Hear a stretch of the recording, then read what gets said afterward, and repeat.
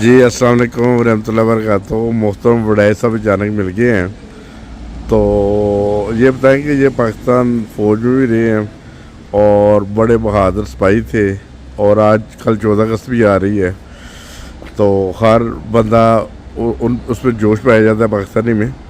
تو آپ یہ بتائیں کہ فوج کے بارے میں کہ کب سے کب تک آپ نے ڈیوٹی کی ہے ادھر؟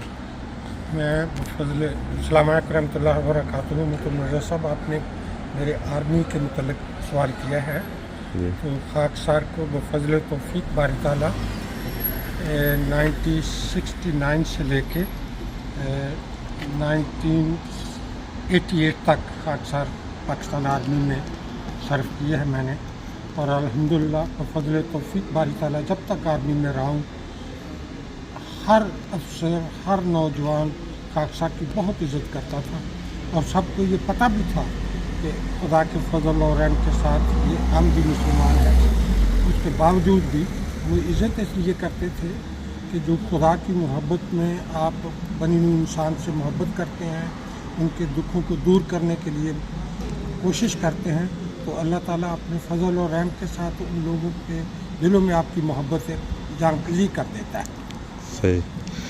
اچھا جی السلام علیکم. اچھا یہ میں پوچھنا چاہتا ہوں کہ اکثر جو ہے پاک فوج میں اللہ تعالیٰ کے فضل سے بہت سے احمدیوں نے بھی ڈیوٹی دی اور بڑی بہادری سے دی. کوئی مجھے چاہتے کہ واقعات تو سنا دیں پلیز. ہمارے خدا کے فضل اور رحم کے ساتھ یہ جنرل ملک اختر حسین صاحب جو تھے, یہ 1965 کی جنگ کے ہیرو تھے. اچھا. اور مجھے اچھی طرح یاد ہے کہ پاکستان کی جو تاریخ کی کتاب تھی, جغرافیہ کی کتاب تھی, اس میں یہ دو بھائی تھے, جنرل اختر حسین ملک اور عبدالعلی ملک. یہ دونوں بھائی تھے, اور ان کے متعلق اخباروں نے اور اس وقت کی میڈیا نے بدرجہ اتم اس بات کا اعلان کیا کہ یہ اس جنگ کے ہیرو ہیں. اچھا. ان دونوں بھائیوں جنرل اختر حسین کے متعلق تو یہ بھی آتا ہے کہ اس نے جو چھم جوڑیاں کے سیکٹر میں متعین تھے, اور آنن فانن انڈیا کی آرمی کو پیچھے دھکیل کے کھین کرن تک یہ پہنچنے والے تھے. چند گھنٹے اگر اس کو اور دے دیے جاتے تو کشمیر انہوں نے فتح کر لینا تھا خدا کے فضل. اچھا ماشاء اللہ. اچھا اس وقت آپ بھی ڈیوٹی کہیں نہ کہیں کر رہے تھے اس بارے میں؟ میں اس کا 1965 کی جنگ کے بعد پھر میں گیا تھا, لیکن مجھے جو ملٹری والوں نے بتایا وہ یہ بتایا تھا کہ وہ عامدی جنرل تھا, اور ایسا جنرل تھا کہ چیتے کی طرح اپنے دشمن کو جبڑتا تھا, اور آنن فانن جس علاقے میں بھی جاتا تھا مد مقابل فوجوں کو پسپا کر دیتا تھا. اچھا. بلکہ انڈیا کے ایک جرنیل سنگھ تھے, اس نے یہ بات کہی کہ یہ ہماری خوش نصیبی ہے, بھگوان ہماری مدد کے لیے آیا ہے کہ جنرل اختر حسین ملک کو یہاں سے ہٹا کے دوسری جگہ لگا دیا گیا ہے. اس کی جگہ پھر یا صاحب کو متعین کیا تھا ایوب خان صاحب نے, اور جس کا خمیازہ یہ ان کو بھگتنا پڑا کہ جو علاقہ فتح کیا تھا جنرل اختر حسین نے, وہ بھی انہوں نے ان سے چھین لیا. ایسے چھوڑنا پڑ گیا بلکہ چھین لیا. تو اور اس کے علاوہ کوئی احمدی جنرل دنیا کی تاریخ میں ایک یہ بھی واقعہ ہوا ہے کہ یہ آج ہمارے دشمن, عامدیت کے دشمن یہ بات کہتے ہیں کہ عامدی اپنے ملک کے وفادار نہیں.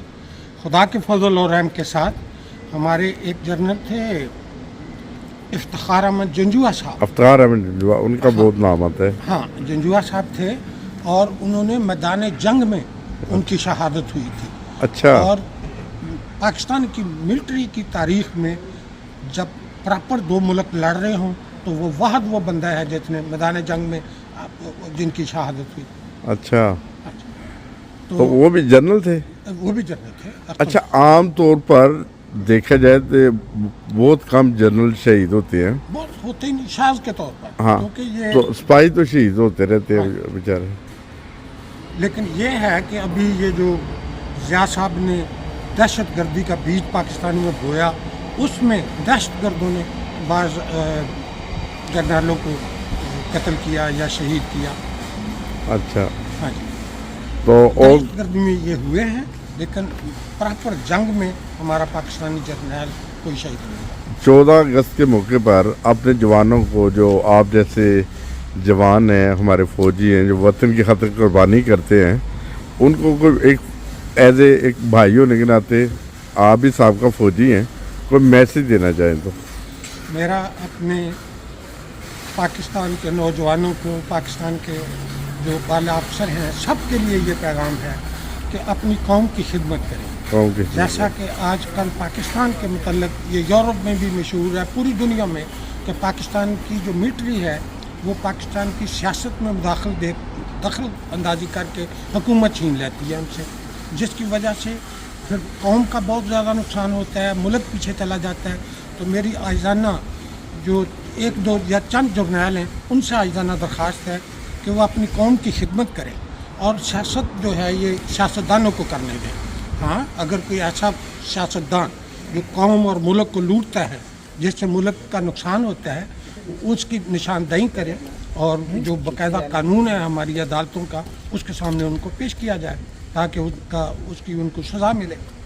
तो दुनिया में ये मैं पूरी ईमानदारी से कहता हूँ कि जो पाकिस्तान का नौजवान मिलिट्री का है, खुदा के फजल और रहम के साथ वो अपने मुल्क के साथ बहुत वफादार है, बहुत वफादार, वो हर आन हर लम्हा अपने मुल्क के लिए ज़बा होने के लिए तैयार है। बिल्कुल सही। हमारी जो ऊपर वाली क़यादत है, जो चीफ बन जाते हैं, वो फिर अपने गर्ज़ो गायत के लिए उनको इस्तेमाल ना करें।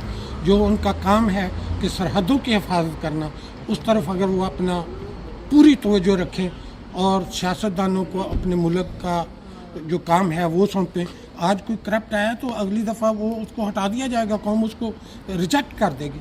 जो तो इसलिए सियासतदानों से भी आजाना दरख्वास्त है कि वो अपने मुल्क की सियासत में आए तो खिदमत के लिए आए, कि हमने अपनी कौम और मुल्क की खिदमत करनी है। पाकिस्तान में अल्लाह ताला ने बेशुमार दौलतों के ख़जान दिए हुए हैं, 5 मौसम दिए हुए हैं, तो बहुत बड़ा अल्लाह ताला का एहसान है उस मुल्क पर।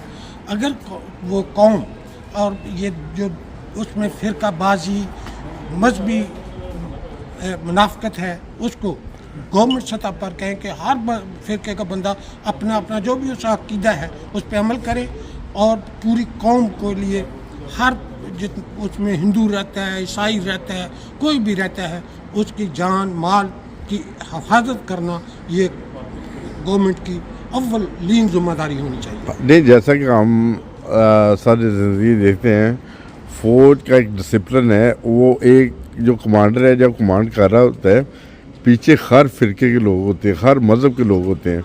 हमने यहाँ तक देखा है कि सिख जो वो देखे हैं फ़ौज में, हिंदू, सुन्नी, शिया, वहाबी, देवबंदी, बरेलवी, सब एक तरह जहाँ पे वो कोई हमला करना होता है अपने वतन की खातिर, सारे इकट्ठे होते हैं। कोई किसी को ये नहीं कहता ये हिंदू है, ये ईसाई है, और यही हमने देखा है। तो शायद आपने वो वाक़या भी सुना होगा, वो जो सिपाही मकबूल हुसैन का सुना है अपना वाक़या। वो सिपाही मकबूल हुसैन था जो मेरे 71 की वार में वो हिंदुस्तान के कब्ज़े में आ जाता है। इंतहाई दर्दनाक वाक़या, बड़ा दर्दनाक वाक़या कि उससे कुछ वो मालूमात लेना चाहते, मालूमात लेने चाहते थे, लेकिन उसने अपनी जान दे दी, लेकिन अपने मुल्क की कोई मालूमात दुश्मन को उसने नहीं दी। अच्छा, उसका ये हुआ था, आखिरकार उसकी ज़ुबान काट दी जाती है। हाँ। वो फिर भी अपने वतन के ख़िलाफ़ कोई ऐसा बयान नहीं देता, और उसकी ये हालत थी कि उससे 6x6 का दड़बा होता है, जैसे कुत्ते का, डोगी का होता है, वो उस दड़बे में रखा था उसे ना, और उस दड़बे में बंदा 2 दिन नहीं गुजार सकता। उस खूबसूरत नौजवान ने पाक फौज के उसे 40 साल उधर गुजार दिए। हाँ, 40 साल दे दी अपनी कौम को, मुल्क को। हाँ, तो उसे जब ना उससे आखिरकार ना एक दफ़ा उसे वो जब भी उसे मारते थे, कहते थे पाकिस्तान के ख़िलाफ़ नारा लगाओ, वो कहता था पाकिस्तान जिंदाबाद, पाकिस्तान जिंदाबाद।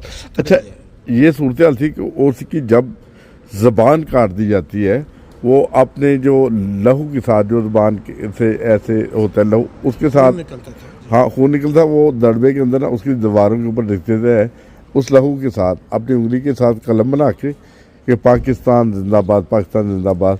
और इस तरह दर्दनाक को अज़ियतें दी गई, मगर उसके बावजूद वो पाकिस्तान के ख़िलाफ़ नहीं बोला। ऐसे ही है, पाकिस्तान की जो मसल्ह फ़ौज है, जो नौजवान है पाकिस्तान फ़ौज का, अफसरान को भी मैं जानता हूँ, खुदा के फजल से वो अपने कौम और मुल्क के वफादार है।